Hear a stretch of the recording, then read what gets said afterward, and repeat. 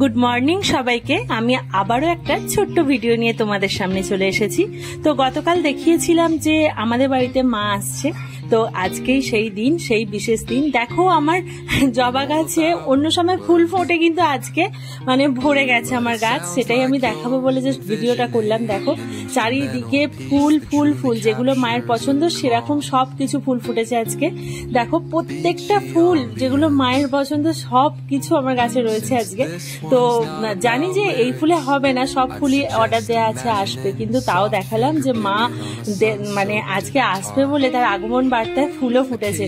তো আমি দেখিয়ে দিচ্ছি যে টুকটাক সকালবেলা যে জোগাড়গুলো, মানে টুকটাক চারিদিকে এই যে বাজার দোকান বলো এই সব কিছু হয়ে গেছে টুকটাক, এখনো বাকি অনেকই আছে, বিকেল পর্যন্ত সময় আছে, তো সেগুলো করা হবে। এখানে মা বসবে, এখানে সাজানোও হবে, ডেকোরেশনের লোক আসবে একটু পরে। তো আপাতত আমি এইটুকুনি দেখিয়ে দিলাম যে কি চলছে এখন। এই যে আমাদের মোটামুটি জোগাড় এগুলো কমপ্লিট। এই যে বলি হবে চাল কুমড়ো, তো তার জন্য সবকিছু রেডিও রয়েছে। এখানে মা বসবে, আমি আলপনা দেবো, এখানটা সাজানো হবে পুরোটা।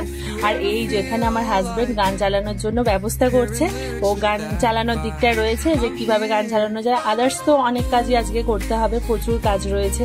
তো ও প্রথমে আজকে গানের ব্যবস্থাটা করছে, যেহেতু পুজো একটা গান না চালালেই নয়। আর এইদিকে আমার ছেলেকে দেখো, ও কিন্তু সত্যি কথা খুব কাজ করে, মানে আমার অনেক কাজ সে করে দেয়। আজকে ঘর পরিষ্কারটা ওই করছে, মোছামুছিগুলো। আর এইদিকে রান্না টান্না হবে, ও বেলা লোকজন বলা হয়েছে অল্প কিছু, পাড়া প্রতিবেশী, তো তারা আসবে, তার জন্য কিছু রান্না হবে। তো সেই সবের জোগাড় ব্যবস্থা চলছে। আবার একটা ছোট্ট ব্লগে তোমাদের পরবর্তী ভিডিও দেবো। আপাতত এখন টাটা, ভালো থেকো সবাই, সাথে